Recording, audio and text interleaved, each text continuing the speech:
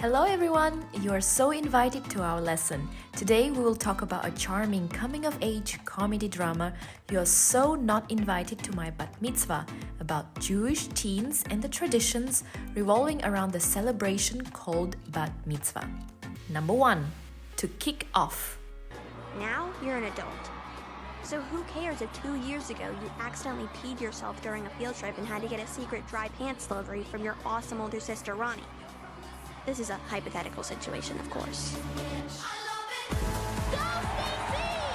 And what better way to kick off adulthood than with the hottest guy in 7th grade? To kick off is an idiomatic expression that means to start or initiate something, often an event, a process, or an activity. Think of a football game which is started by a kick to the ball. You can say the player kicked off the game with an impressive kick. So he started the game with an impressive kick. In this scene, Stacy, the main character of this movie, says, "What a better way to kick off adulthood." So she's talking about what a better way to start her adulthood. And here she's talking about dating a cute boy, and she thinks that that's a good start of becoming a grown person, an adult.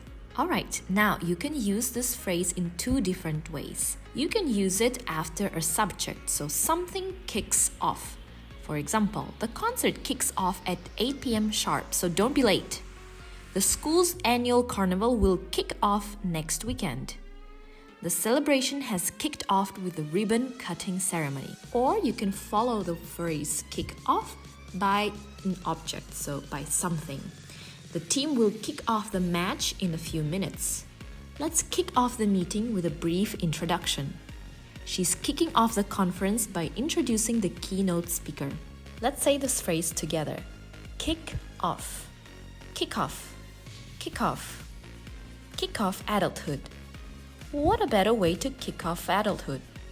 Now pause the video and practice saying the phrase. Number 2. To set the tone. Thank you, family, for joining us today. Let me take you all on a journey. Picture this. My entrance video starts. Which, as we all know, sets the tone for the entire Bat Mitzvah. The phrase to set the tone means to create a specific mood, atmosphere, or attitude that will influence how others see or experience a situation or an event. So basically, you're choosing the mood. In this scene, the girls are explaining what they want for their Bat Mitzvah party. It's important to start with an entrance video which will set the tone, which means will create the right atmosphere of the party.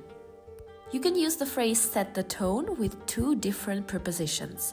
The first one is for. Set the tone for something. You can set the tone for a specific event or interaction. Her warm welcome set the tone for a pleasant evening. The teacher's enthusiasm is setting the tone for an engaging and interactive class. In his speech, the president set the tone for a more cooperative and inclusive approach to policy making. Or you can use the phrase set the tone with the preposition of. The choice of music can set the tone of a party, making it lively or mellow. His dedicated leadership had set the tone of dedication and hard work for the team before he left. Tone. Tone. Set the tone. Set the tone for my Bat Mitzvah. Now pause the video and practice saying the phrase.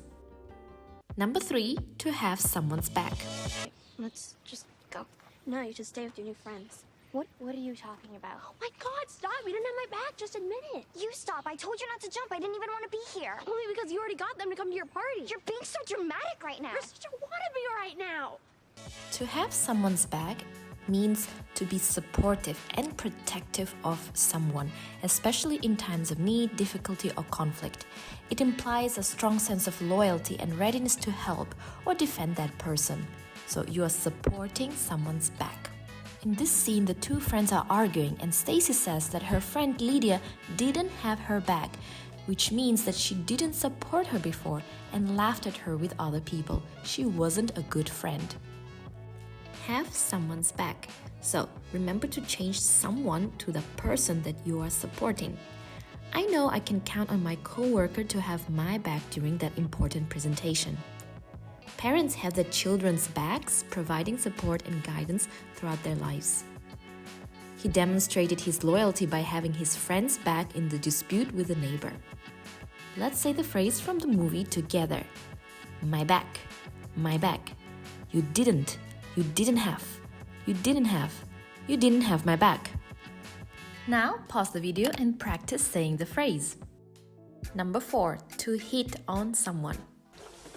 What are you gonna do, sweets? Sending out the invitations today. I have to get my hair dyed. Oh, well, you called DJ Shmuley. He's asking for a green room and per diem. And he may or may not have hit on me.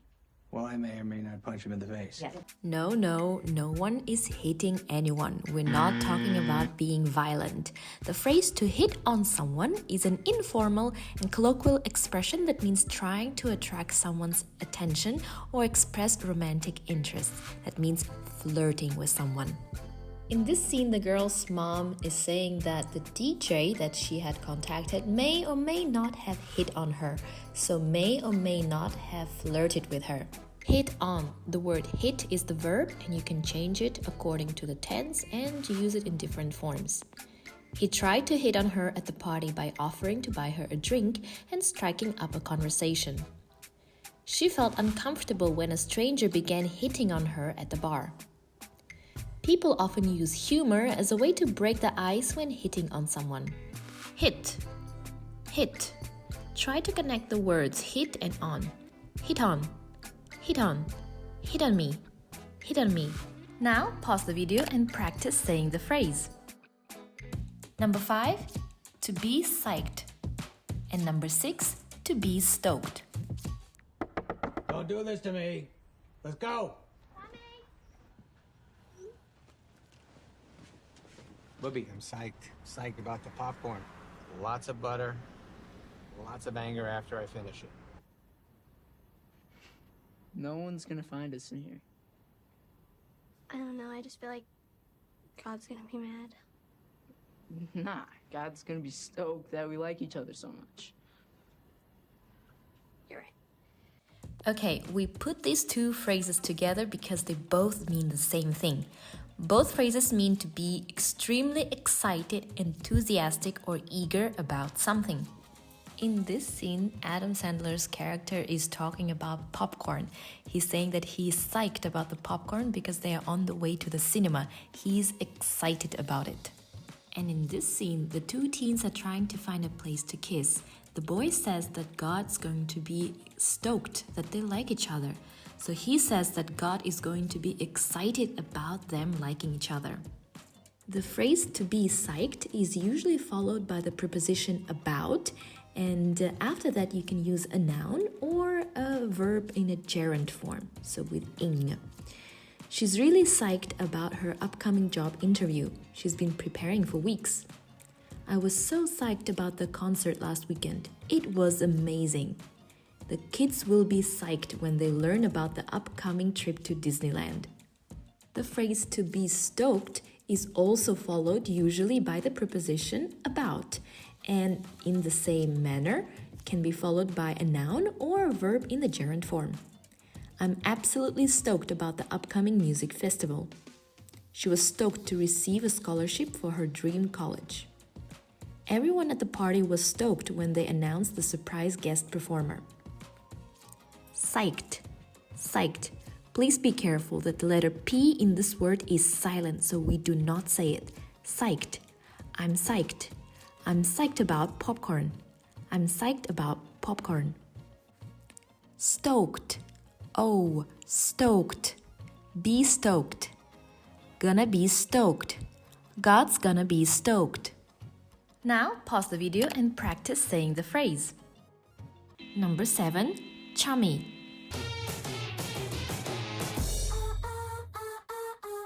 Okay, well, when did that start? Her party this weekend? She had the party? Guess so. She didn't invite us. It's no surprise, because they were awfully chummy laughing at my near-death experience at the ledge. The word chummy is an informal adjective that describes a friendly, amicable, or close relationship between people. It often suggests that individuals are on friendly terms. You can use this word to talk about friends or a couple who is attracted to each other. In this scene, Stacy is telling her friends that she saw Lydia and the boy together at the party being very chummy. That means they acted very friendly. Okay, in this case, also acted maybe like a couple.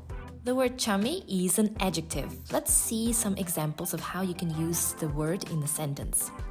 Despite their professional rivalry, they were surprisingly chummy outside the office. The neighbors have always been chummy, often organizing block parties and helping each other out. The chummy atmosphere in the small, tight-knit community made it a great place to live. Chummy, chummy, chummy. Now pause the video and practice saying the phrase. Number 8, salty. Are you excited about your bar mitzvah? Yeah, it should be alright. That's dope. Yeah, Lydia, she's being all salty because she submitted some dumb dance competition to go. I hate how competitive she is. It's just like, why can't it be about the dancing? Well, I mean, I play soccer, and soccer is pretty competitive. The word salty here does not mean the flavor, something that has a lot of salt. Salty is a slang term that is used to describe someone who is angry, resentful, someone who is annoyed or displeased. Imagine you and your friend had an argument and you apologized, but instead of forgiving you, she is still annoyed. She might even think about doing something unpleasant to you later. She is still salty. In this scene, the boy Andy says that Lydia is salty about the competition, which means she's annoyed because she hasn't won it. You can use the slang salty as a normal adjective. After losing the debate, he became really salty and wouldn't talk to anyone for the rest of the day. When she didn't get the promotion, she turned pretty salty and began criticizing the company. Her salty comments about the food made everybody uncomfortable at the dinner party. Salty, salty. In this word, the letter A makes the sound ah, salty. Now pause the video and practice saying the phrase. Number 9, to be hammered. It's gorgeous. Stacey, I'm so glad you came. Lydia said you've been so busy with show choir. Yeah, the show's going really great. That's exciting. Can you girls believe it? You've been planning this your whole lives and it's finally here! Well, it's time to get hammered.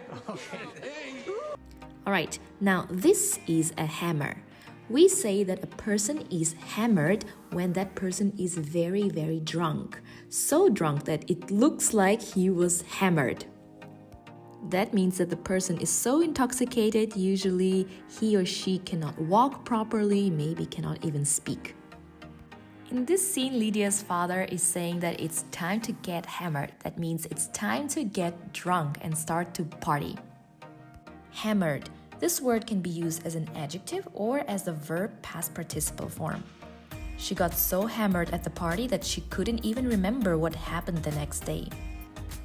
He regretted getting hammered the night before when he woke up with a terrible hangover.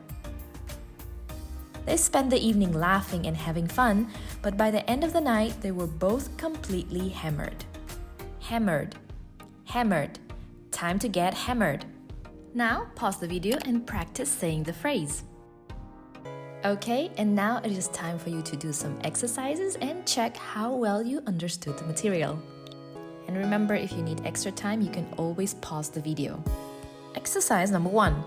Fill in the blanks with the correct phrases. All of the phrases are the ones that we had covered in today's lesson.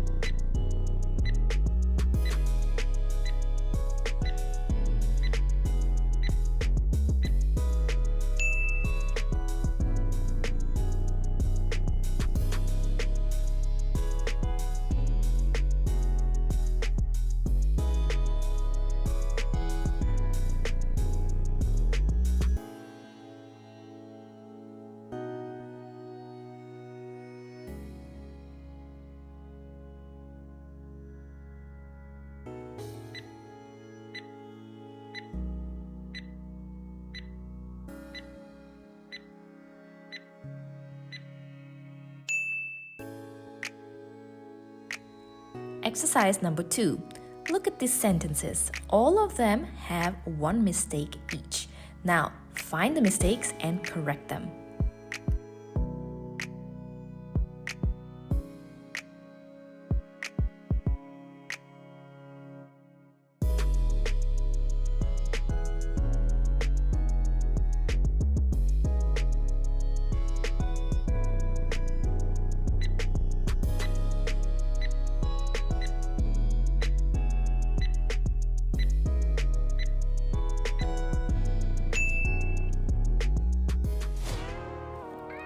Alright, well, that is all for today's video. Watching our videos is a great way to kick off your English learning journey. We are stoked about your reactions to our videos, and we hope that you get psyched about learning new English phrases with us. Write down in the comments down below some example sentences about you and your life and use the newly learned phrases. Don't forget that doing our exercises will set the right tone for your future language learning progress. Don't forget to subscribe and hit the notification bell to never miss a fun and quick English lesson with PDQ English.